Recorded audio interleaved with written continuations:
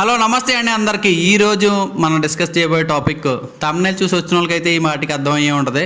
ఒకవేళ తమ్నైల్ చూడకుండా డైరెక్ట్గా మన వీడియోకి వచ్చిన వాళ్ళకైతే స్లైట్గా చిన్నగా ఒక ఇంట్రడక్షన్ అయితే ఇస్తాను. అంటే రీసెంట్గా మన ఇండియాలో జరిగిన చాలా పెద్ద అటాక్ అనమాట. అంటే ఆపరేషన్ సింధూర్ గురించి డిస్కస్ చేయబోతున్నాం. అంటే స్టార్టింగ్ ఫ్రమ్ పెహల్గామ్ అటాక్ నుంచి అలాగే నెక్స్ట్ సీజ్ ఫైర్ వరకు అసలు ఏం జరిగింది ఫుల్ డీటెయిల్గా మీకు చెప్తాను.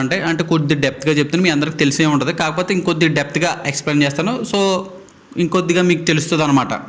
అలాగే తర్వాత మోడీ గారు సీజ్ ఫైర్ తర్వాత మోడీ గారు ఎలాంటి స్పీచ్ ఇచ్చారో, డొనాల్డ్ ట్రంప్ గారు ఎలా రియాక్ట్ అయ్యారో, అసలు ఈ సీజ్ ఫైర్ అవ్వడానికి కారణం ఎవరో, అసలు ఎందుకు సీజ్ ఫైర్ చేశారో ఇవన్నీ తెలుసుకుందాం. ఫస్ట్ మనం స్టార్టింగ్ నుంచి అసలు ఎండింగ్ వరకు ఒక లైన్లో వెళ్దాం అనమాట. అప్పుడు క్లారిటీ ఉంటుంది అనమాట. స్టార్టింగ్ ఆపరేషన్ సింధూర్ మీ అందరూ లైవ్లో అందరూ చూసే ఉంటారు కాబట్టి ఒక 1 to 2 minutesలో మొత్తం కంప్లీట్ చేస్తాను అనమాట. సో అసలు ఈ వార్ అనేది ఎలా జరిగింది, వార్ అంటే అంత పెద్ద వార్ అనే అనుకోవాల్సిన పని లేదు, ఒక మినీ వార్ అనే అనుకోవచ్చు. సో ఇక్కడ అసలు ఎలా స్టార్ట్ అయింది, ఎందుకు స్టార్ట్ అయిందో ఒకసారి తెలుసుకుందాం. స్టార్టింగ్లో పెహల్గామ్ అటాక్ అంటే జమ్మూ అండ్ కాశ్మీర్లో పెహల్గామ్ అనే ఒక బ్యూటిఫుల్ విలేజ్ అనమాట. అక్కడికి చాలా మంది టూరిస్టులు వస్తూ ఉంటారు, వెళ్తూ ఉంటారు. ఇది అలాగే సమ్మర్ సీజన్ కాబట్టి అలాగే టూరిస్టులు వచ్చారనమాట. కరెక్ట్గా అదే టైంలో పాకిస్తాన్ టెర్రరిస్టులు వచ్చి మన 26 ఇండియన్స్ని చంపేశారు. అలాగే ఇక్కడ చాలా ఘోరం ఏంటంటే వాళ్ళ ప్యాంట్లు విప్పి వాళ్ళ ఏ రిలీజియన్కి చెందిన వాళ్ళో తెలుసుకున్న తర్వాతే చంపారనమాట, వాళ్ళు ముస్లిమా కాదా అని. అలాగే 26 మెంబర్స్ని దారుణంగా చంపేశారనమాట. అలాగే ఒక ఆవిడ మా భర్తను ఎలాగో చంపేశారు, నన్ను కూడా చంపేయండి, నేను మిమ్మల్ని చంపను, వెళ్ళి మోడీకి చెప్పు మేము ఇలా చేసామనగానే ఆవిడ వాళ్ళ భర్తను కోల్పోయి తన నుదుటి మీద ఉన్న సింధూరాన్ని కోల్పోయింది అదే రోజు. అదే మాట వెళ్ళి మోడీకి చెప్పారనమాట. వెంటనే మోడీ గారు వితిన్ 24 hours ఇండియా నుంచి పాకిస్తాన్కి హిందూ వాటర్ వెళ్తూ ఉంటుంది అనమాట. దాన్ని వెంటనే స్టాప్ చేసారనమాట. అలాగే అత్తారీ బార్డర్ అనే ఒకటి ఉంటుంది అనమాట. ఇండియా నుంచి పాకిస్తాన్ వెళ్ళడానికి ఒక బార్డర్ ఉంటుంది.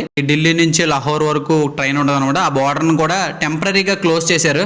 తర్వాత వెంటనే వితిన్ 48 hours ఎవరైతే జమ్మూ అండ్ కాశ్మీర్లో పాకిస్తానీ వాళ్ళు ఉన్నారో వాళ్ళందరూ కూడా వేకెంట్ చేయాలని చెప్పి అందరికీ కూడా స్ట్రిక్ట్ రూల్స్ పెట్టారనమాట. అప్పుడు ఇండియన్స్ వాళ్ళు చాలా హ్యాపీగా ఫీల్ అయ్యారు. మోడీ గారు వెంటనే రియాక్ట్ అయ్యారు. అంటే అసలు ఇంత పెద్ద వార్ జరగానే అసలు మామూలుగా అయితే మన ఇండియా చాలా సైలెంట్గా ఉండి పీస్ అంటూ ఉంటుంది కదా, ఇండియా అయితే చాలా ఫాస్ట్గా రియాక్ట్ అయింది. మోడీ గారు చాలా మంచిగా రియాక్ట్ అయ్యారని చెప్పి పాకిస్తాన్ వాళ్ళు కూడా ఆ టైంలో నాకు తెలిసి నవ్వు ఉంటారు అనమాట. ఎందుకంటే మనం అటాక్ చేసాం ఏంటి వీళ్ళన్నీ ఆపేరని. కానీ ఇక్కడే మనం అందరం కూడా పప్పులో కాలేసాం. మన మోడీ గారు అందరినీ బ్లఫ్ చేశారనమాట. అలాగే మన ఇండియన్స్ని పాకిస్తాన్ని కూడా. ఎందుకంటే ఇవన్నీ చేసినప్పుడు ఇండియా ఎంతవరకే చేయగలదని పాకిస్తాన్ చేత అనిపించారు. అలాగే మన ఇండియన్స్ కూడా ఇండియా బాగా చేసిందని అనుకున్నారు. అంతకుమించి ఏం చేయరు అని అనుకున్నారు. సరిగ్గా May 7th అనమాట. May 7th అందరికీ కూడా మాక్ డ్రిల్ కండక్ట్ చేశారు. 15 days తర్వాత అప్పటి నుంచి మోడీ గారు కూడా ఖాళీగా లేరనమాట. ఆ పెహల్గామ్ అటాక్ జరిగిన తర్వాత 14 days పాకిస్తాన్ అబ్జర్వేషన్లో పెట్టారు టెర్రరిస్ట్ క్యాంప్ మీద. కరెక్ట్గా మనకి ఎప్పుడైతే మాక్ డ్రిల్ అనేది కండక్ట్ చేశారు అంటే పాకిస్తాన్ వాళ్ళు మన మీడియా ఛానల్స్ని బాగా ఫాలో అవుతారనమాట. ఎందుకంటే ఉన్నట్టుగా చెప్తారు కదా. అంటే మనం జరగాల్సింది చెప్పామనుకో ఆ ఇన్ఫర్మేషన్ అంతా పాకిస్తాన్ వాళ్ళకి వెళ్ళిపోద్దని చెప్పి మోడీ గారు నాకు తెలిసి ఇలా చేశారని నేను అనుకుంటున్నాను. ఏమనుకున్నారంటే ఆ తర్వాత రోజు మాక్ డ్రిల్ అనుకుంటారు. పాకిస్తాన్ కూడా ఇండియాలో ఏముండదు అని చెప్పి పడుకుని ఉంటారు. కరెక్ట్గా పడుకోగానే మనం కూడా పడుకుని ఉంటాం. చాలా న్యూస్ ఛానల్స్లో చాలా ఇన్ఫ్లుయెన్సర్స్ కూడా మాట్లాడారు. కానీ ఇక్కడ జరిగింది ఏంటంటే అందరూ పడుకున్నప్పుడు కరెక్ట్గా May 7th తెల్లవారుజామున 1:44 నుంచి 45 నిమిషాల మధ్యలో పాకిస్తాన్లో 9 locations అటాక్ చేశారు. ఒక సివిలియన్ కానీ ఒక ఆర్మీ వాళ్ళని కూడా ఎవరిని కూడా చిన్న గీత కూడా పడకుండా ఓన్లీ టెర్రరిస్ట్ క్యాంపులు మాత్రమే అటాక్ చేశారు. ఆ టెర్రరిస్ట్ క్యాంపులు కూడా పాకిస్తాన్లో సివిలియన్స్ మధ్యలో కొట్టారనమాట. అసలు మామూలుగా అయితే టెర్రరిస్టులు పాకిస్తాన్ మధ్య సివిలియన్స్ మధ్యలో ఉంటారా? కానీ పాకిస్తాన్ వాళ్ళు అలాగా వాళ్ళని ఎంకరేజ్ చేస్తూ ఉంటారు టెర్రరిస్టులని. సో వెంటనే ఆ 9 క్యాంప్స్ని అటాక్ చేశారు. ఆ మ్యాప్ ఇక్కడ వేస్తాను, మీరు ఒకసారి చూడండి ఎక్కడెక్కడ అటాక్ చేశారు అన్నది. అటాక్ చేయగానే చాలా మంది టెర్రరిస్టులు చనిపోయారు అనమాట. ఇందులో లష్కర్ ఈ తయిబ్ అండ్ జయిష్ మొహమ్మద్ అని ఈ 2 ఆర్గనైజేషన్, ఈ 2 ఆర్గనైజేషన్లు ఏంటంటే అతిపెద్ద టెర్రరిస్ట్ ఆర్గనైజేషన్స్ అనమాట. ఈ టెర్రరిస్ట్ ఆర్గనైజేషన్లో జయిష్ మొహమ్మద్ అనే ఆర్గనైజేషన్కి మసూద్ అనేవాడు లీడ్ చేస్తూ ఉంటాడు. ఈ మసూద్ అన్నవాడికి మీరు అందరికీ పరిచయం 2019లో పుల్వామా అటాక్ అని జరిగింది. మనం అందరం కూడా వ్యాలంటైన్స్ డే రోజు బ్లాక్ డే ఆఫ్ ఇండియా అని చెప్పి వాట్సాప్ స్టేటస్లో ఇన్స్టాగ్రామ్ స్టేటస్లో పెట్టుకుని ఉంటాం కదా. దానికి ముఖ్యమైన కారణం ఈడే అనమాట, మసూద్ అన్నవాడు. అంటే మన ఇండియాలో చాలా సినిమాల్లో కూడా చూపించారు. ఖడ్గంలో విలన్ కింద, అలాగే నాగార్జునది గగనం అనే మూవీ వస్తుంది, అలా చూపించారనమాట. Very dangerous person. కానీ ఆ టైంలో యాక్చువల్గా మనోని టార్గెట్ చేసే అటాక్ చేసి ఉంటారు. కానీ ఆ టైంలో మనోడు లేడు. కానీ అదే టెర్రరిస్ట్ క్యాంప్లో వాళ్ళ ఇంట్లో వాళ్ళు అంటే వాళ్ళ ఫ్యామిలీ మెంబర్స్ 10 members చనిపోయారు. వాళ్ళ వైఫ్, వాళ్ళ చెల్లి, 2 మేనళ్ళు, 5 చిన్నపిల్లలు చనిపోయారని చెప్పారు. మసూద్ అన్న కూడా చెప్పాడు అనమాట, మా ఫ్యామిలీ మెంబర్స్ అందరూ చనిపోయారని. సో మీరు అందరూ కూడా అయ్యో పాపం అని అనుకోకండి.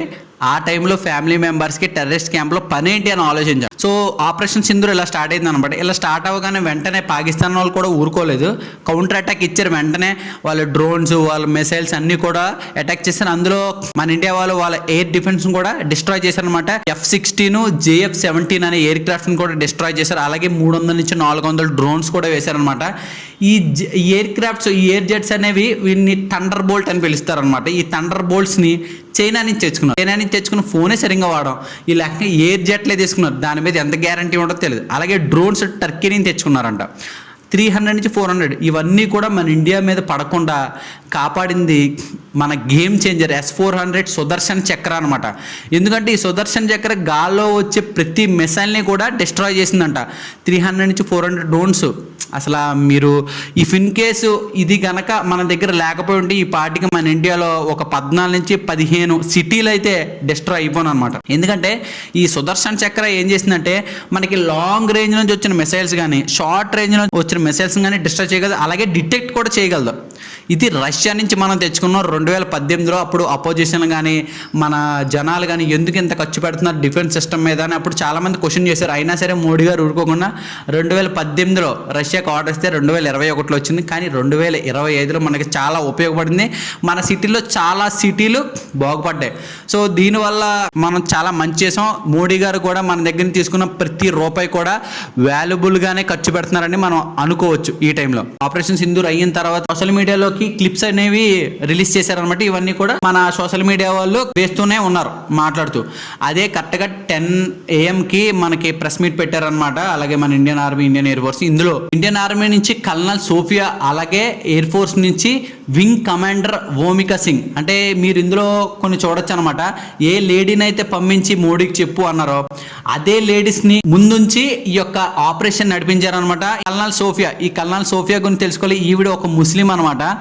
ముస్లింని ముందు పెట్టి పాకిస్తాన్ని అటాక్ చేయడం అనేది చాలా పెద్ద స్ట్రాటజీ. అసలు ఈ స్ట్రాటజీ మోడీ గారు వేసారో లేకపోతే వాళ్ళు మేజర్స్ వేసారో మనకైతే తెలియదు, కానీ బ్యూటిఫుల్ స్ట్రాటజీ అనమాట. ఒక లేడీస్ని ముందు పెట్టి లీడ్ చేయడం, అలాగే ఒక కల్నల్ని, ముస్లింని చూపించడం. అంటే మన ఇండియాలో ఏ రిలీజియన్కి తేడా లేదు, అందరూ ఒకటే అని చెప్పడం అనమాట. అసలు ఫ్యాబులస్ ఈ స్ట్రాటజీ, ఈ స్టెప్ అయితే మన ఇండియాలో అసలు పిచ్చెక్కిపోయింది అనమాట. పాకిస్తాన్ వాళ్ళకి కూడా మైండ్ బ్లాక్ అయిపోయి ఉంటుంది. పాకిస్తాన్కి సపోర్ట్ చేసేవాళ్ళు చాలా మంది ఉన్నారు అనమాట. పాకిస్తాన్ సపోర్ట్ చేసేవాళ్ళు చైనా ఉంది, టర్కీ ఉంది, సౌదీ అరేబియా ఉంది, ఇరాన్ ఉంది. ఇవన్నీ కూడా చాలా డేంజరస్ కంట్రీస్. చైనా అయితే ఇంకా డేంజరస్ కంట్రీస్, న్యూక్లియర్ వెపన్స్ ఉన్నాయి, చాలా ఎయిర్ క్రాఫ్ట్స్ ఉన్నాయి అని మీరు అందరూ అనుకోవచ్చు. కానీ మన ఇండియాకి సపోర్టర్స్ ఎవరో తెలుసా? UAE, Russia, United states of America. ఇవన్నీ అవసరంలే, మనకు ఒకే ఒకటి చాలు. ఎవడో తెలుసా? రష్యా ప్రెసిడెంట్ పుతిన్ అనమాట.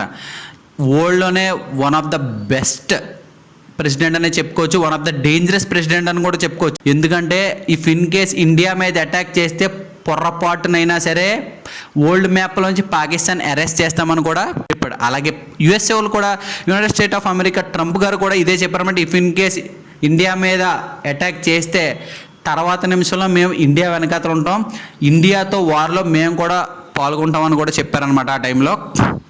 సో ఇవన్నీ కూడా మనం భయపడాల్సిన పని ఏమీ లేదు. మన వెనకాల కూడా చాలా పెద్ద నెట్వర్కే ఉందన్నమాట. కాకపోతే ఇవన్నీ కూడా ఒక లింక్ ద్వారా వచ్చినాయని మీరు ఏమైనా గమనించారా? నేనైతే గమనించాను, అంటే అనుకుంటున్నాను. ఏంటంటే ట్రంప్ గారు వచ్చిన తర్వాత, అదే డొనాల్డ్ ట్రంప్ వచ్చిన తర్వాత చైనా మీద ఎక్కువ ట్యాక్స్లు పెంచడం, తర్వాత చైనా వాళ్ళు యుఎస్కి మార్కెటింగ్ చేయకుండా వాళ్ళ యొక్క ఓన్ మార్కెటింగ్తో సోషల్ మీడియాలో చాలా ఎక్స్పోజ్ చేయడం. అంటే యుఎస్ ఎలా చేస్తుంది, ఎంత చీప్ క్వాలిటీని ఇంత హై ప్రైస్గా అమ్ముతుందని చెప్పడం.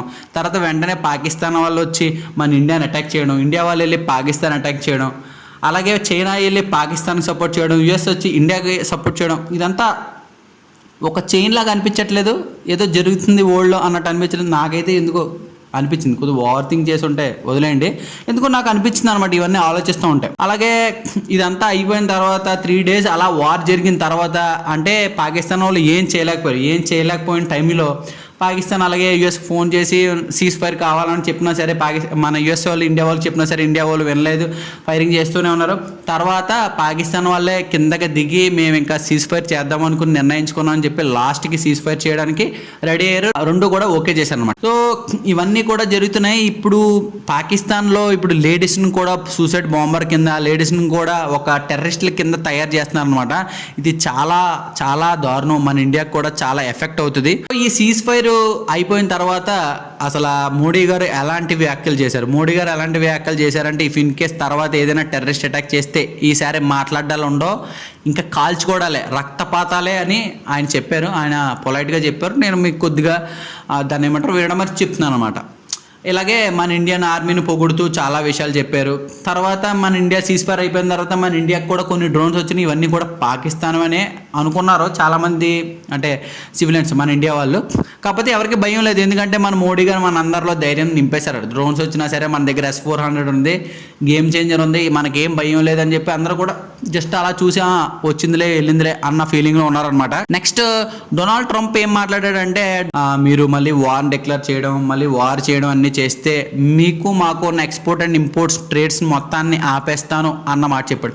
ఇక్కడ మనం కొద్దిగా భయపడాలి, ఎందుకంటే మన ఇండియా చాలా ఇంపోర్ట్స్ అండ్ ఎక్స్పోర్ట్స్ యూఎస్ఏకి చేస్తుంది అనమాట. ఆల్మోస్ట్ 17 to 18% మన ఇండియా ఎక్స్పోర్ట్ అయితే చేస్తుంది ప్రజెంట్, 8 నుంచి 9% ఇంపోర్ట్ చేసుకుంటుంది. సో ఈ ఎక్స్పోర్ట్ అండ్ ఇంపోర్ట్ ఆగిపోతే కొన్ని లక్షల కోట్లనే ఆగిపోతాయి అనమాట. సో ఇది మనం ఆలోచించాల్సిన విషయం, ఎందుకంటే మన ఇన్కమ్ అనేది తగ్గిపోద్ది దానివల్ల. ఎందుకంటే యుఎస్లో మన ఎక్స్పోర్ట్ అని ఉండాలి, మన ఇండియాకి కూడా చాలా మంచిది అనమాట. డొనాల్డ్ ట్రంప్ గారు ఎంత ఓపెన్గా చెప్పడం వల్ల మన వాళ్ళు కొద్దిగా వెనక్కి తగ్గారనమాట, లేకపోతే వార్లోకి దిగుదును. సో మోడీ గారు అయితే ఎలాంటి వ్యాఖ్యలు అయితే చేశారు, డొనాల్డ్ ట్రంప్ ఎలాంటి వ్యాఖ్యలు చేశారు. పాకిస్తాన్ దగ్గర న్యూక్లియర్ బాంబు ఉంది, మన ఇండియా కూడా న్యూక్లియర్ బాంబు ఉంది. సో ఇప్పుడు సీజ్ ఫైర్ జరిగింది, అంతా కూడా బాగానే ఉంది అని అనుకోవచ్చు. కాకపోతే మీరు ఒక మ్యాటర్ అయితే మైండ్లో పెట్టుకోవాలి, పాకిస్తాన్ టెర్రరిస్ట్లో మసూద్ అనే ఫ్యామిలీ చనిపోయింది అనమాట. అంటే ఫ్యామిలీ చనిపోతే ఎవరికి కూడా కొద్ది కసిగానే ఉంటుంది.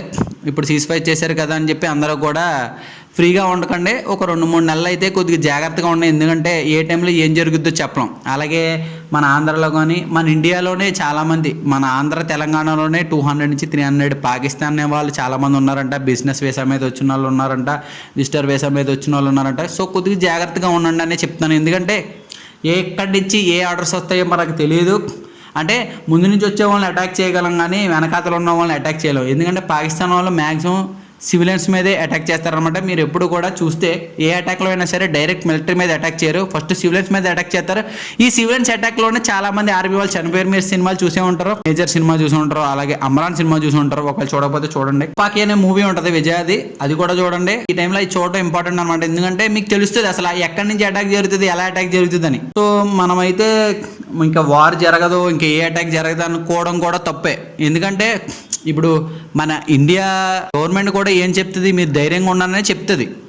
ఎందుకంటే మీరు ధైర్యంగా ఉండకండి, త్వరలో ఏం జరుగుతుందో చెప్పలేము, అటాక్ ఎలా జరుగుతుందో చెప్పలేము, మీరు జాగ్రత్తగా ఉండండి, బిక్కు ఉండదని చెప్పదు. ఎందుకంటే గవర్నమెంటే అలా చెప్పిందంటే గవర్నమెంట్కే కాన్ఫిడెన్స్ లేదని అనుకుంటారు. కానీ మనం అలాంటి మాటలు పాజిటివ్గా తీసుకోవాలి, ఫ్రీగా ఉండండి అని చెప్పి, కానీ కొద్దిగా జాగ్రత్తగా ఉండాలి, ఎందుకంటే సిచ్యువేషన్ అనేది బాగోలేదు కాబట్టి చాలామంది చనిపోయి ఉన్నారు. కాబట్టి అది కూడా టెర్రరిస్ట్ వాళ్ళు, మసూద్ వాళ్ళ ఫ్యామిలీ కూడా చనిపోయి ఉంది. కాబట్టి ఎప్పుడు ఎక్కడ ఎలా అటాక్ చేస్తారో తెలియదు, ఎలా ప్లాన్ చేస్తారో తెలియదు. 3 నెలల తర్వాత అవ్వచ్చు, 6 నెలల తర్వాత అవ్వచ్చు, సంవత్సరం తర్వాత అవ్వచ్చు.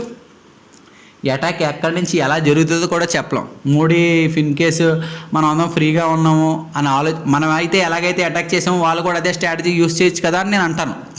సో జాగ్రత్తగా ఉండండి, జాగ్రత్తగా ఉండడంలో తప్పు లేదు. ఎక్కడి నుంచి అటాక్ అయితే మనం ఏం చేయలేమనుకో, ఏం చేయలేకపోయినా సరే జాగ్రత్తగా ఉండడం అయితే మంచిది కదా. సో పెహల్గామ్ అటాక్లో 26 మంది మన ఇండియన్ ఆర్మీలో ఆల్మోస్ట్ 5 సోల్జర్స్ చనిపోయారని చెప్తున్నారు. వాళ్ళ నేమ్స్ అయితే బయటికి రాలేదు. మురళీ నాయక్ అన్న నేమ్ ఒకటే బయటకు వచ్చింది మన ఆంధ్రప్రదేశ్ నుంచి. అయితే మీ అందరికీ మంచి ఇన్ఫర్మేషన్ అయితే వచ్చిందని అనుకుంటున్నాను. సో ఇలాంటి ఇన్ఫర్మేటివ్ వీడియోస్ మన ఛానల్ నుంచి కావాలంటే తప్పకుండా లైక్ చేయండి, షేర్ చేయండి, అలాగే సబ్స్క్రైబ్ చేయండి, పక్కన ఉన్న బెల్ ఐకాన్ కూడా క్లిక్ చేయండి. డైరెక్ట్గా మన వీడియోస్ మీ దగ్గరికి వచ్చేస్తాయి అనమాట. సో తప్పకుండా సబ్స్క్రైబ్ చేయండి. అప్పటి వరకు ఉంటాను మరి. జై హింద్.